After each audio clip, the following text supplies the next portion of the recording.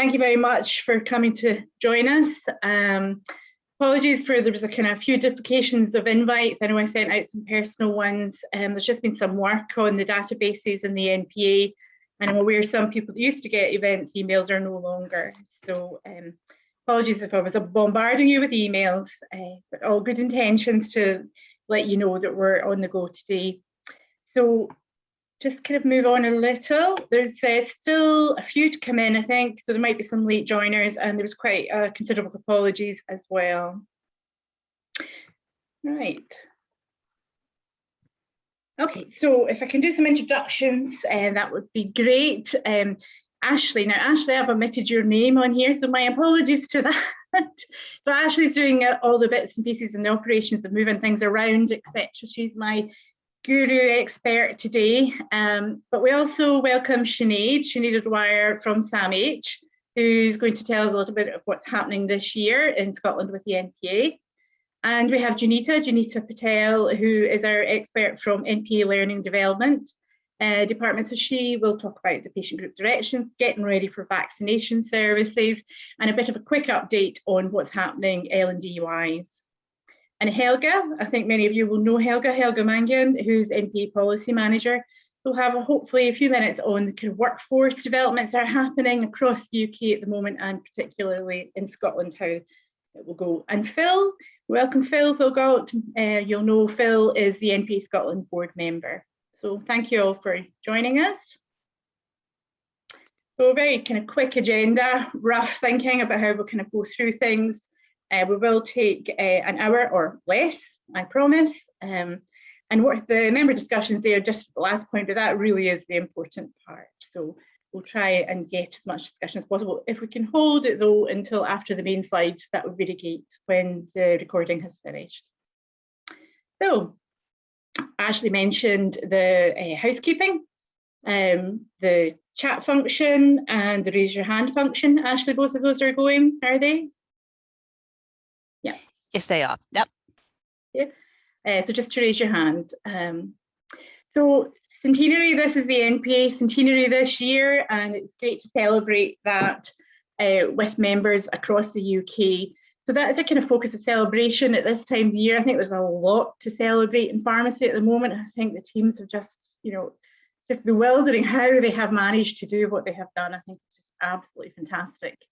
And that's very much about what we'll be doing through the centenary, is celebrating what our members do normally and what they have done in the past time. So it's an opportunity for us to sing about community pharmacy, sing about what our members do. And there's engagement with press and stakeholders around the centenary. So it's an ideal opportunity for us to use about saying what we do in pharmacy and making sure that stakeholders understand the importance of what community pharmacy can do. So I've linked up with other organisations in Scotland, and we'll make sure our messages are all aligned and that we're supporting where community pharmacy is moving to Scotland. We have linked up with local charities for mental health across the UK, so Sinead from SAMH. And that's about helping stakeholders understand what pharmacy already does with patients' mental health issues. And there's quite a focus on that in Scotland just now, looking at dependence and withdrawal, including the classes of medicines for anxiety and other gabapentins and things. So it's quite a focus in government and stakeholders. So it's ideal time to use that link up with what we can do. We already do in community pharmacy, significant role and relationship with patients, highlighting that. But it's also about making sure that our own teams get the widest and best support possible. They've been through huge times, and we're all aware about supporting people getting through the next stage and ready, refreshed for whatever this year brings. So there's quite a few things happening in the NPA. The press team, as I said, are very, very active. So if you're doing anything, let us know, and we will support you, make the most out of whatever you're doing in your local area, and also kind of taking it forward with other pharmacy organisations, to highlight what we do. So Pharmacy Stories is part of the centenary, and that's a kind of linked page telling the day-to-day job of community pharmacy.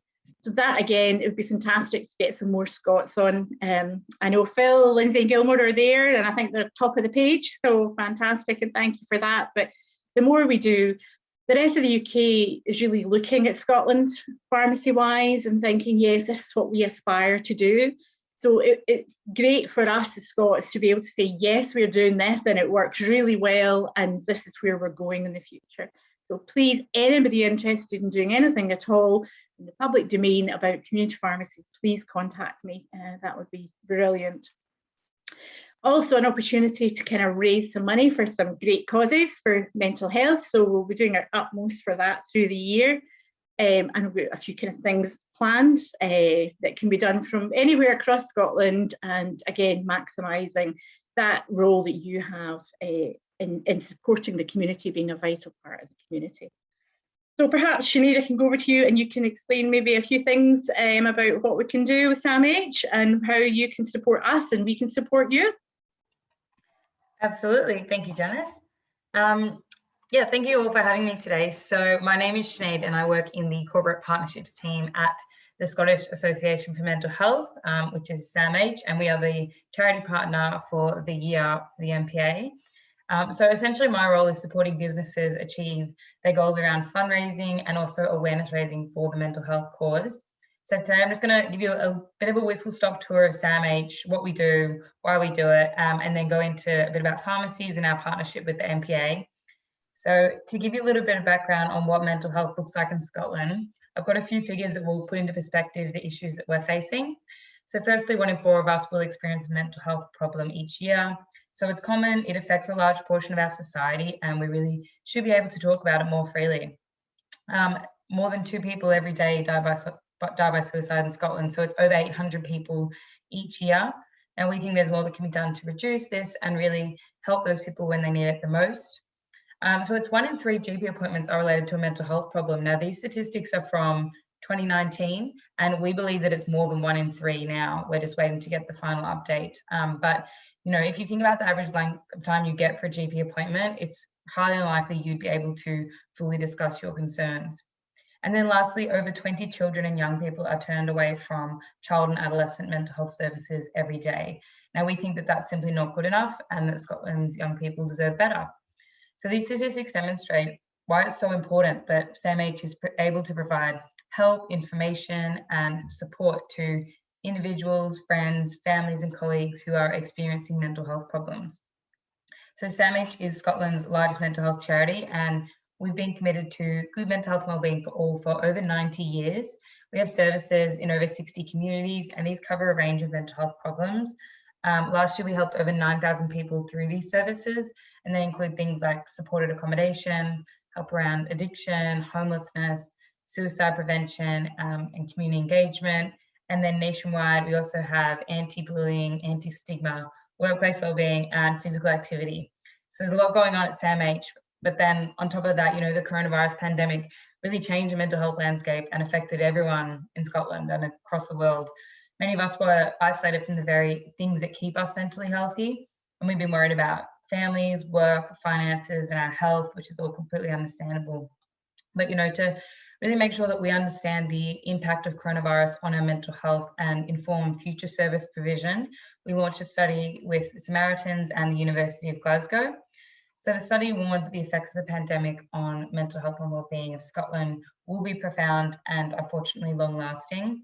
So it's increased anxiety for people with pre-existing mental health problems, and people previously unaffected by mental health problems are experiencing them for the first time.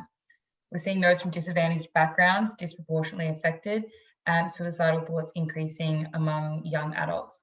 So this is all really highly concerning. And with this evidence of additional need, we focus support on frontline workers, offering online peer support, and also provision of information, with a particular focus on children and young people being able to understand and access support for their mental health.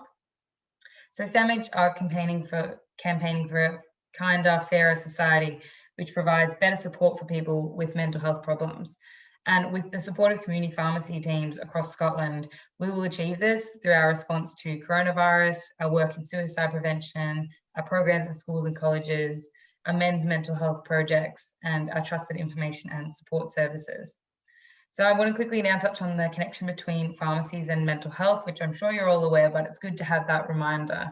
So it is vital that people with mental health problems receive the care and treatment they're entitled to, and pharmacies are in a great position to provide that support. So the relative informality of pharmacies means it can be a good place to open up a conversation about mental health, and for some isolated people, a pharmacist might be the only person they talk to all week. And by meeting the same people regularly within the pharmacy teams can often spot the early signs of mental illness and signpost people to other forms of support in the area. As experts in medicines and how they use, pharmacists and their teams can help people get the best outcome from their drugs, reduce adverse reactions, and minimize unplanned admissions to hospital as well. So at SAMH, we really think that they can be a vital source of advice for people taking medication for mental illness for the first time as well, and for when people come off that medication. So pharmacies also can maintain mental health in terms of looking after patients' general health and well-being. For example, providing support to stop smoking. So all in all, pharmacies support people with their whole health, body and mind. But at SAMH, as pharmacy workers, we want to make sure that, while you're helping others, we want to make sure that your mental health is doing okay, because, it's under pressure in this difficult time. It's been a really hard year. So we want to make sure you get the right support for your mental health, both now and into the future. So in Scotland, just wanted to let you guys know that SAMH's Time for You service is an online and virtual mental health support service, providing help for frontline workers across Scotland during the pandemic. So it offers 3 different levels of mental health support for workers affected by the pandemic, and ranging from self-help to access to talking therapies like cognitive behaviour therapy, with psychologists, trainee PhD students. So please do reach out. It is absolutely free of charge, and let your colleagues know that we are here to help, and they can get free help if they need it. Now, I just wanted to quickly touch on, because it is a partnership, and I know that Janice mentioned that we'll be raising some money for SAMH. So just wanted to mention a way that you can help support SAMH and the mental health cause is through fundraising. So Janice will be sharing new fundraising plans throughout the year, some different events that we've planned, but I'll quickly tell you about our unique stair climbing challenge, Stomp. So SAMH Stomp is usually done at Murrayfield, but it's been virtual this year and last year. And it involves challenging yourself or a team of your colleagues to take on a certain number of steps or stairs during a set time period. So for example, you could do 20,000 stairs in a week, and you can do this as a team, as a community pharmacy team, or you could do it on your own. Any flight of stairs will do, so it could be in your home, in your flat stairwell, your local park, or within the pharmacy. So you just set up a Just Giving page, and you can ask your friends and families or even customers to sponsor you. And then there are benefits to this challenge as well. So obviously we know being physically active is good for your mental health as well. And it's also a great way for the team to work together towards a common goal. So I'll leave you with that thought, and just really emphasize that all the work that we do would not really be possible without people like you supporting us. So we're really excited about our partnership with the NPA, and we look forward to making a difference to the lives of people experiencing mental health problems. So thanks again for your time today. And if you have any questions, please do let me know. I'm happy to answer. Thank you, Sinead. Definitely a few thoughts to think about there. And I think, we're also aware of the interactions we have on a daily basis, regarding mental health in the community pharmacy. And of course, we want to do the best for our teams at the moment. I'll certainly send out the links to the support for the frontline workers with the email as a follow-up to this. And you mentioned the Stomp and the stair walks, etc. Well, the NPA will support you do as much as you wish. If you want to get involved in charity work for SAMH for mental health, and we'll make sure the kind of press guys and support and the t-shirts and everything are all there to maximise whatever you're doing to make the most out of it for the team and also for the community around you, and also for the kind of fundraising. So there'll be lots more to follow through the year. As I said, it is all year. A slight taster is that the board, the NPA board, are coming. They rotate round the countries now and again, and they're booked in for coming in March to Edinburgh. So I think we'll be kind of doing something big at that point on the stair Stomp. But if there's a flight of stairs or even a one step in the pharmacy and you think now is the right time to get them involved in something like that, is there capacity for it? Is there benefit to the team community? Please get in touch, and between Sinead and I will help you, make the most and have as much resource for it as possible. Okay, absolutely. Any questions for Sinead before she heads off to several other meetings? Everybody fine? Well, thank you very much again, Sinead. And I'll be in touch with all the details to members. Thank you. Thank you. Bye. Okay, thanks, Sinead. So I just wanted to touch on a couple of things. What we've done recently in advocacy, NPA advocacy, part of the membership is about representing community pharmacy and independent community pharmacy as our owners, as our members, and also kind of specific Scottish support. So you should see this coming through in the weekly email that comes through on a Wednesday afternoon. Sometimes it's maybe just a line or two in the signpost to the news item. But that's the go-to place to see actually what's happening specifically for us in Scotland. Always open to suggestions about what we should be doing or what's concerns, or if there's something kind of bubbling that you think actually to get the trade body to help represent us in this would be useful, or even to have some conversations along with other organisations. So I'm there, you'll have my contact details, use it. So recently, advocacy in Scotland, there's been a few things on the go. Obviously, the election was huge, although I felt it was quite kind of quiet, really, kind of media, and there wasn't many billboards and things around this year. But the NPA wrote to the three main party leaders, highlighting things in their manifestos that had potential to impact on community pharmacies. And we were really about saying, celebrate what you have done, remember to recognise that and keep recognising what we have done. And I think in Scotland we're well ahead of that compared to the rest of the UK through COVID.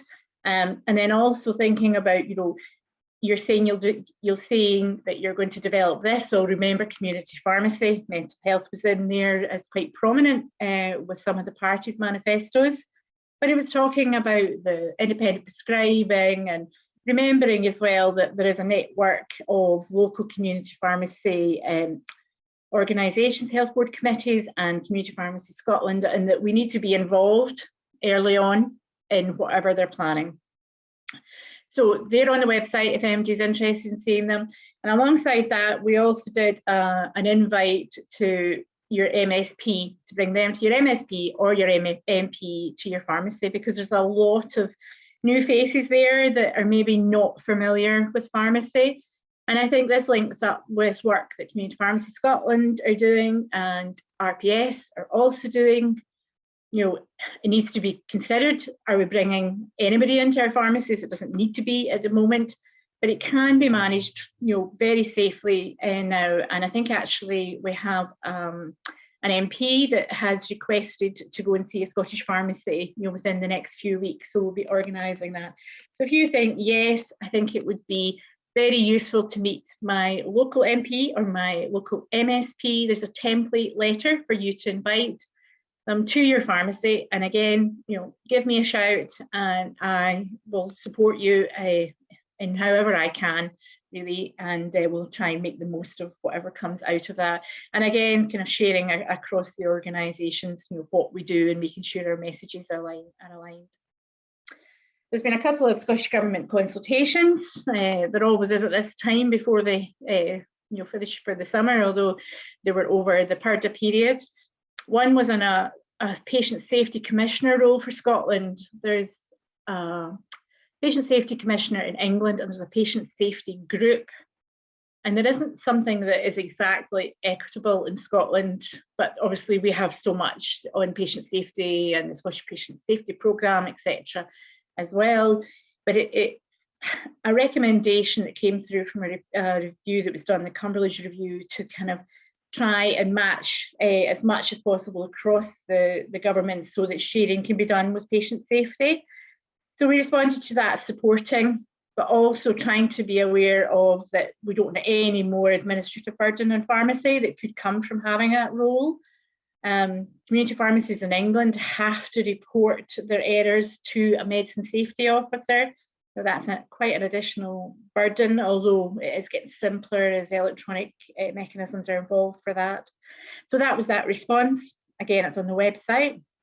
And then the other recent consultation was a short life working group from Scottish Government who are reviewing Public Health England recommendations coming out of the same review about the prescription drug dependence and withdrawal in Scotland.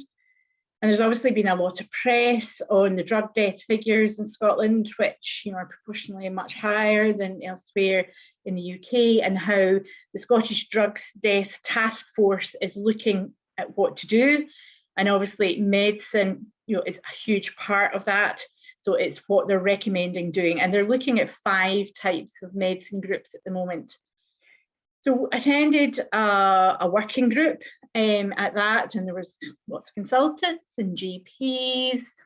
There really was quite obviously not much conversation on community pharmacy, on what we do on a day-to-day basis, particularly with supervised consumption, etc. And our role in opportune interventions and gaining concordance to get outcomes. But also the figures for the recommendations were based around dispensing data and using that rather than the kind of qualitative data about actually how community pharmacy, amongst other professionals, support to reach outcomes. So quite kind of lengthy. It took quite a lot of consultation on it as well. So and through the NPA team as well, we worked on that. Helga, you were very much part of that as well. We responded to that. And along with that, we have our regular meetings with the other organisations, informally, chief exec to chief exec, or phone or meetings ourselves. So I hope that just gives a bit of a flavour of what we're doing, maybe quietly behind the scenes, but we are watching what's happening and seeing if there is things that kind of trigger alarms maybe for our members, and trying to kind of be involved, make sure that pharmacy is involved early on. If there's anything that comes your way, that comes in your way to think, oh, well, are we involved? Please let me know. Very briefly on resource that's been happening. Many of you have seen this before, the Pharmacy Task Planner. It comes out every year, it's updated every year, and it's really just a tool to help manage all the things that need to be done throughout the year in pharmacy. So a different page for every month. There's a kind of full checklist of, have I thought of this? Have I thought of that at the start? And then there's the kind of monthly audit review as well. So good evidence that you're taking care of all these tasks and aware of things being done. Ideal for kind of new managers or managers, quite tick box ones, but it makes sure that you're not missing anything. So it's always been a popular resource. So that's it, been updated. I have some paper copies here if anybody's looking for some, but it is really a kind of downloadable, and I'll put the link out to that. We also had a call for standard operating procedures and questionnaires for community pharmacy vaccine services, thinking about COVID vaccinations, because there may well be the odd opportunity coming up in the next few months for some pharmacies to be involved. So this should help them be prepared. We also provided an SOP for the lateral flow test distribution service. It started a week or two ago, and we've got risk assessment and FAQs around that as well. So if there's anything else you think we should have or be doing, or you're needing, you haven't got the time to sit for an hour or two, but if you're wanting it, other people as well. So just let us know what you need. Next things on the list are medicine waste SOP and the next safety report for Scotland. And then just a brief reminder, supporting excellence pack, which again is a kind of based on kind of getting pharmacists in the pharmacy to think about the whole team and quality improvement, and part of the community pharmacy rather than just a clinical head that's sitting there as well. But it's a kind of all in the round community pharmacy manager kind of pack. It's a year or two old now, but I still got some hard copies. and I'm moving house in the next month or two, so I'm wanting rid of that box. So if anybody wants any of them, please just let me know. Okay, so great, thanks. And okay, so the main part of the meeting is thinking about getting ready for these vaccination services. Are you ready? And I'd like to kind of go over to Janita Patel, and Janita, you'll kind of tell us some new things this year and what we should be thinking about. So thank you, Janita. Thanks, Janice. So I just wanted to let you know that this year we, for the first time ever, we are partnering with ECG Training to deliver our training, so vaccination training, and also provide our PGDs. So it's a really exciting opportunity for members to get a new variety of packages and a greater variety of training, which I'll talk to you about as well. And we're really excited about this new move as well. Due to this move, we have been able to offer an improved pricing, very competitive pricing for 2021. All our training packages include a free eTool PGD, as well as lower prices on most other PGDs since last year. We have a greater choice of packages. For example, for vaccination training, we have a greater choice of options that you can do for actually attending vaccination training. So there is something called an express vaccination training, which is really good for competent, confident vaccinators who have done their every triennial vaccination update training, but just need to do a more faster paced learning on that, and that's available in two different formats, so one that includes infants as well and one that doesn't, so depending on your needs. So it'll be faster paced, slightly lower price, but it's really aimed for those more confident vaccinators. We also have a greater range of PGDs for both oral and vaccination PGDs, which I'll share with you in a bit, so you're able to see what we have. In terms of locations for face-to-face training, we are able to provide you with a greater variety and broader location range as well, and that will hopefully meet your needs. We have ECG Training deliver these training on a regular basis, and they're always looking to put new dates up. So any dates or venues that you think that, or areas that you wish to do training, please feed that back through Janice, and if they're not already up there, we will look into adding them on.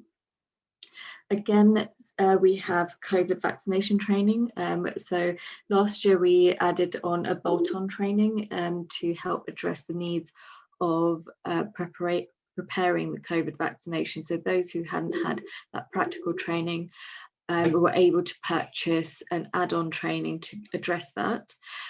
This year, all the training that people would attend, so all flu vaccination full training that anyone would attend, it's got, and even the refresher training has got COVID vaccination training built in within that. But if someone's already trained in previous years, so they don't need to do all the full training and they want that add-on, we still do have a 2-hour interactive webinar which will help add on those extra learning needs as well. Just move on to the next slide and show you just a snapshot of the pricing and packages available this year. So this will be available on our website and in the PGD brochure, but just so that you get an idea, there's two different formats of the PGD. So you'll see in brackets either an eTool PGD quoted or a paper PGD quoted. As you can see, if you have used our PGDs and training last year, the prices have been reduced and they are actually very competitive. So for example, if you are going direct through ECG, then the full training would have been about £90, and we're providing it for £80 with the eTool PGD.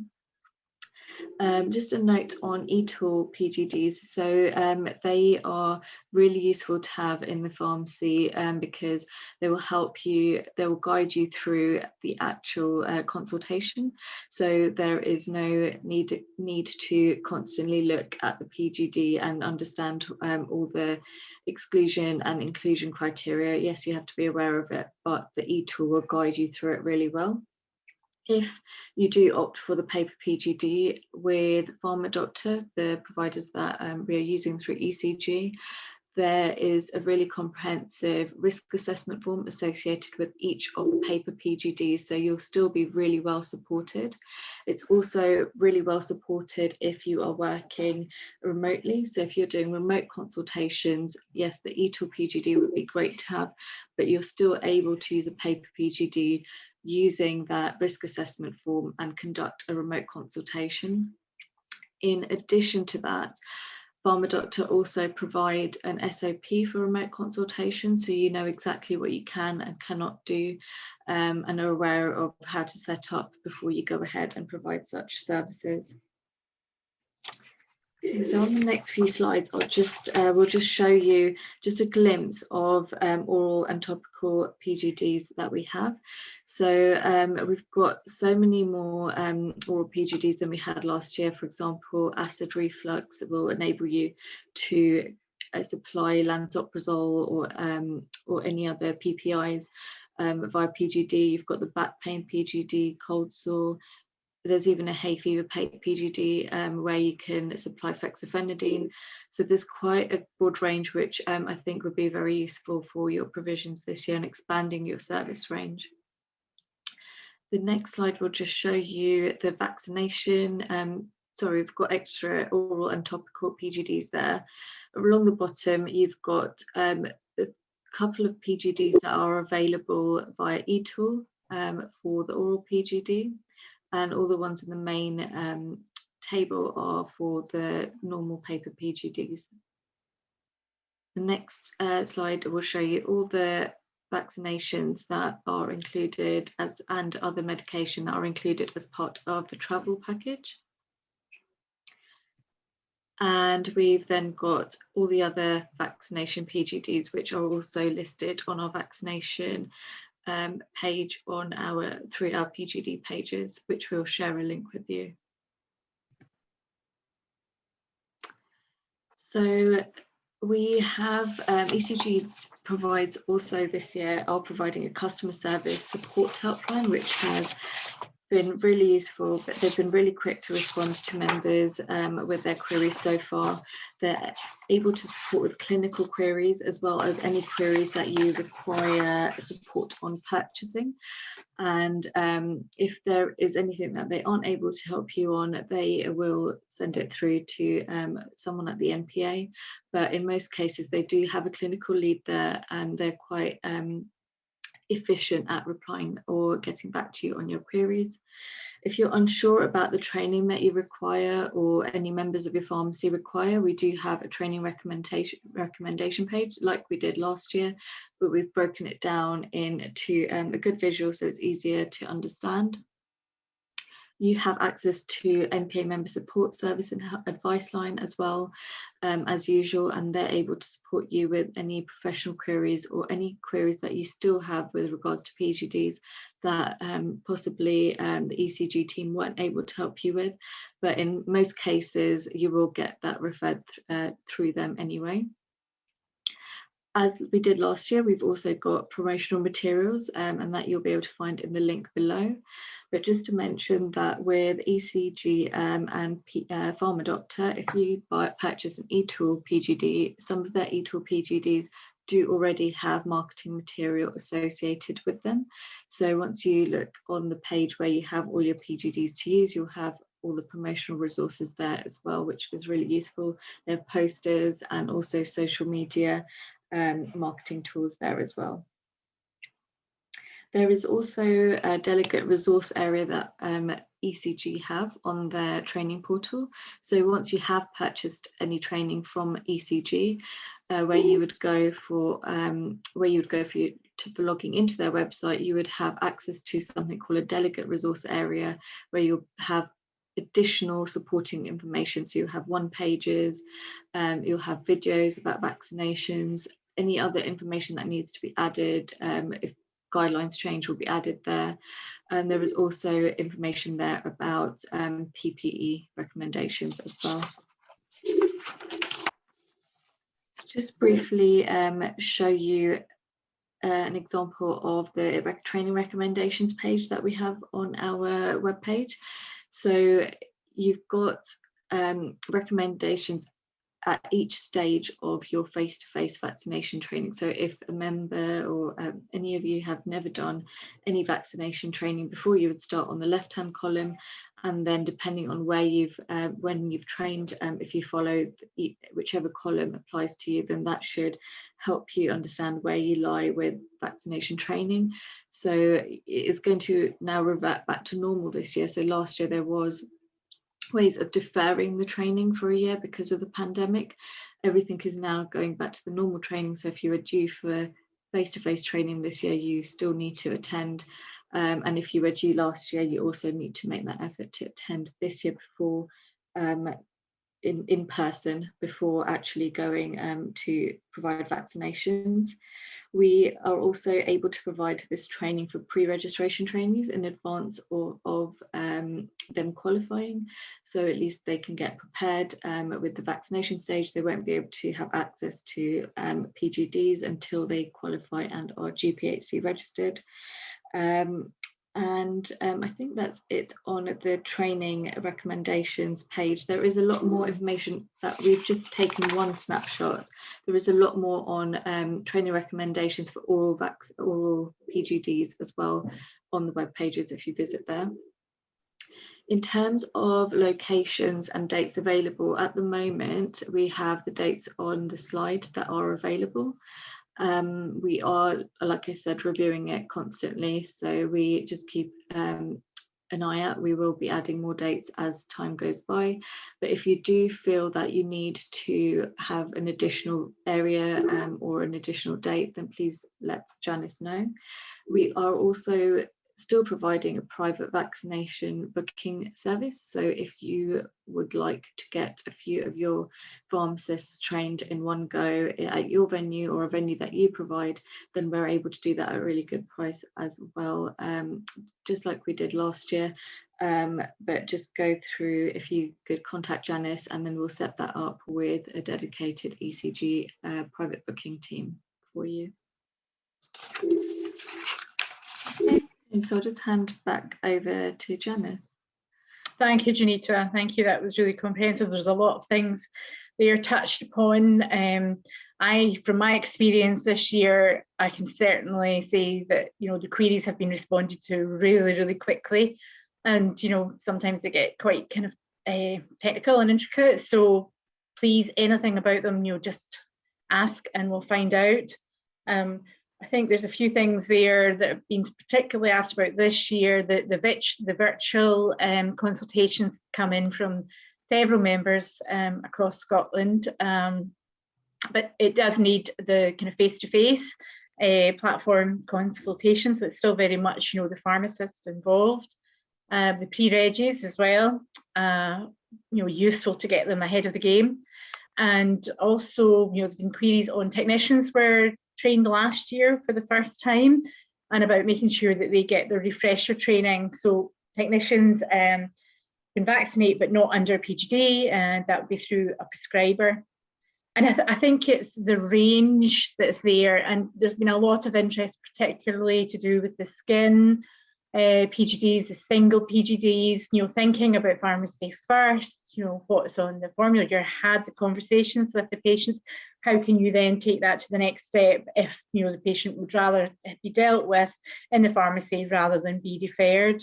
So, if anybody wants any kind of chat about, how it would be working in their pharmacy, how they can maybe bring in, extra patient care, and also kind of support the team too, please get in touch with me. Okay, so we can always come back to the PGDs in the discussion, but there was a couple of things, Janita, if you wouldn't mind also updating us on the LNDE. Oh yeah, okay. So from the learning and development side of things, so on our courses, we just wanted to bring you back to our Learning Academy and highlight how the key benefits of the Learning Academy. So the Learning Academy is really easy to use, it's engaging, it's user friendly, and also it's easy for supervisors to use as well. It's hosted by a company called Canvas, who's a world-class platform delivering learning to 30 million users, and it's adopted by many universities and schools in particular.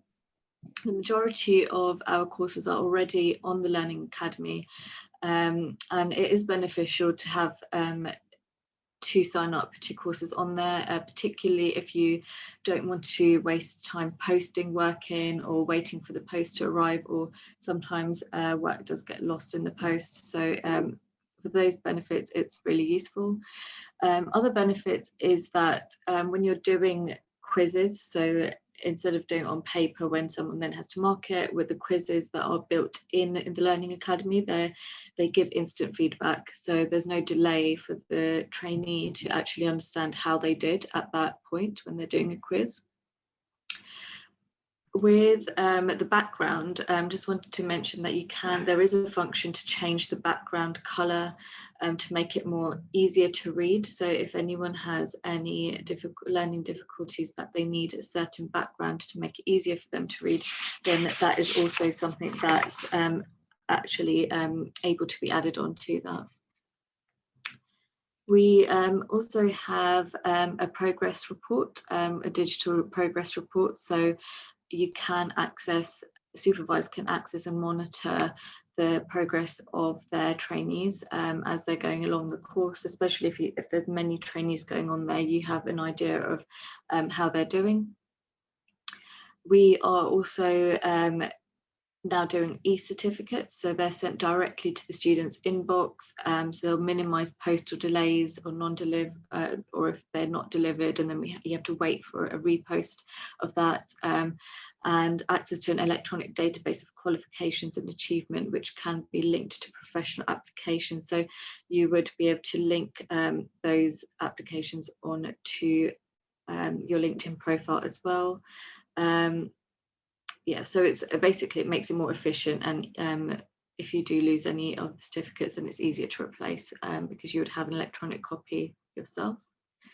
We have new courses that we launched last year. So we have the Combined Medicines Counter and Dispensing Assistant course, which is really beneficial if you want to have consistency and have to lock in that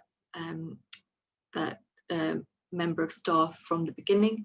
So from day one, they can start working in the dispensary. So although their books will start with their medicines counter course, so they'll be learning that, they will still be able to start working in the dispensary and getting familiar with things there. So the whole course is blended into one. So they'll be, at the end of it, they'll be getting both qualifications in one go. And what we have done is also, if there's any information that was duplicated in any of the courses, they've been removed, so then that will also save time rather than doing both courses separately. We also launched the BTEC course, which is going really well. We've had students progressing really well through that. There's a good course timetable which is shown on the left, which show, because it's quite an intensive course like the NVQ, a bit better than the NVQ because there's not that element of having to do your modules and units. It's all in one book, so it's easier to follow, but it is quite comprehensive, so the timetable on the left helps you understand where the student is progressing.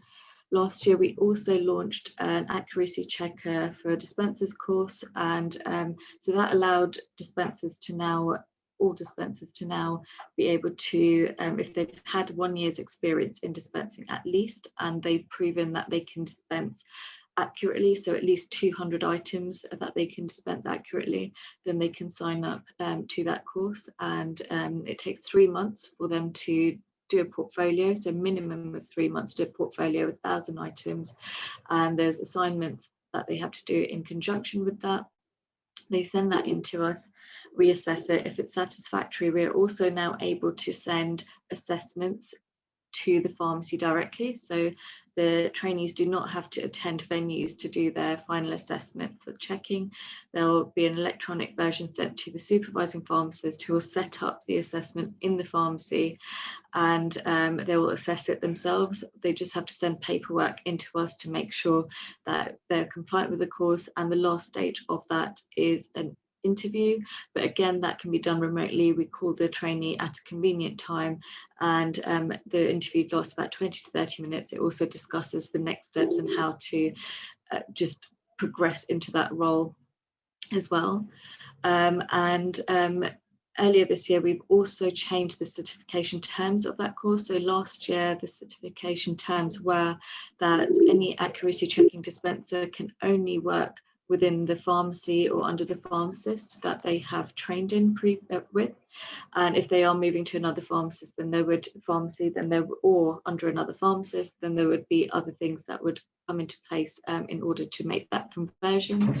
However, in March this year, we have changed this so that any accuracy checking dispenser who's qualified within a membership, within one membership number, under one membership number, they can move within that membership, so from branch to branch, or under any pharmacist within that membership.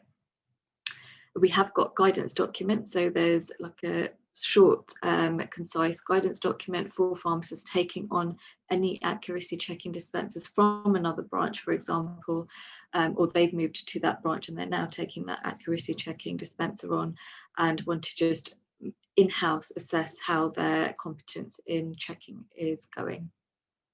Great. Thank you, Janita. Janita, we're on to our kind of last 10 minutes now. So okay, sorry. Yeah. I'll send out the slides and the links and the guide to training. Yeah. And there'll be the links within the slides as well, but I'll kind of summarise as well. So if there's any questions anybody has for Janita at the moment when she's here. Does anybody have anything particular for learning development or patient group directions? Yep, okay. So if we could move on, and we have for discussion for the last 10 minutes now. Helga, maybe you could kick off talking about the initial education training standards and how that will impact, and to see, you know, just how people are ahead of it, thinking what differences do I have to make within my business. So thank you again, Janita. Thank you. Thank you. You're welcome. Oh. Wow. Okay, so that's the guide for training I'll send out. Just another quick reminder, Kickstart, I know a lot of you have been involved. Kickstart, 2nd of July is the next deadline for that, for the next tranche of putting in for Kickstart. If people have not gone down Kickstart and want to know more about it, give me a shout. Or if they have Kickstarts and it's kind of stuck somewhere along the line, if they haven't got onto their NPA medicine counter training, which is obviously free within it, please, you know, just let me know. We're keen to try and support the Kickstarts get fully functional within the pharmacy.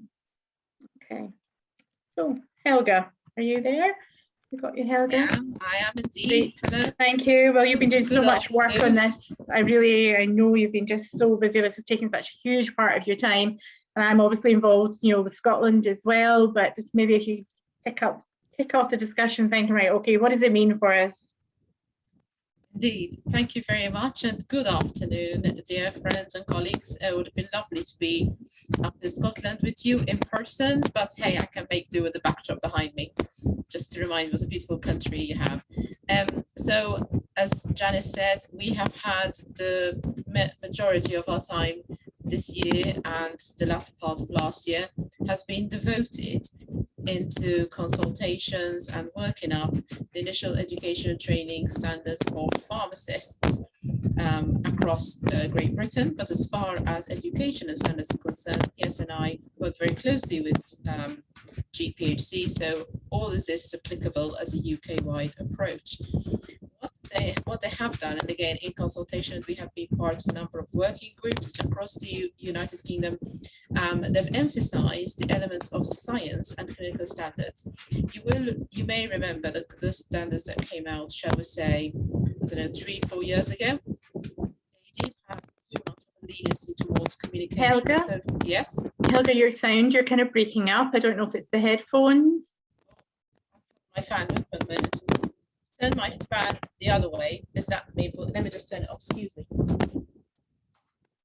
Just tell me if that's any better. Yes, thank you. That was a fan here. I'm afraid down here it's about 27, 28 degrees and it's extremely hot. So I've got a fan blowing in the background, which I've just now turned off. So sorry about that. The initial education training standards for pharmacists prior to 2021, they did have quite a lot of bias on communication and social skills, which we as a pharmacy sector were a bit concerned that we were losing much of our science standards, because ultimately we are the scientists, the chemists on the high street, and it is those unique combinations is what make actually a pharmacist. We're not a junior doctor or a junior nurse for that matter. So we are pleased to add that the new initial education training standards for pharmacists now emphasize the science and the clinical standards. And it is anticipated that by 2025, so the guys going into university this year as undergraduates, so when they qualify in 2025, every newly qualified pharmacist would also be a qualified independent pharmacist prescriber. And what's quite interesting here is that each nation is now figuring out as to whether a pharmacist registration is dependent of them also passing the independent pharmacist qualification, or whether they can become a pharmacist first, i.e. do their pre-reg assessment course, and then after that, whether they'll have few months to pass their independent pharmacist prescriber. But this is something we know that health has devolved, as is health education and pharmacy education, excuse me. So this is something to be determined by each individual country. However, from this year, to reflect these new initial education training of standards of pharmacists, the pharmacist pre-reg program will become known as the Foundation Pharmacist Program, and will begin to include elements of the assessments and the standards that are in the IET standards. So, the NHS Health Education Institutions, which includes NES, are working on a program of work streams to bring the rest of the workforce up to the same level. And I'll also add that Scotland is leading the way, closely followed by Wales, on this particular work stream. And this is really the key, because otherwise, if we don't do anything really swiftly about it, we'll end up having a two-tier system of community pharmacy. Parallel to this, the RPS has been working on the Foundation Pharmacist curriculum. And again, we have contributed to both the curriculum itself and the assessment of, and this is now up for consultation. So that's just very, very briefly, top line, what's happening with regard to the standards. Thank you, Janice. I'm happy to take any questions. Thank you, Helga. Thank you. So that's where we are. There's a lot of work going on in every country, and a lot of committees and steering groups and task and finish groups. The NPA we attend the NES ones, and it does look as if we are on the path really to kind of coming this year, and it should be fine. Obviously, as things go on and more independent prescribers, we need to have more designated prescribing practitioners, and how do we support them, etc. So there are a lot to consider.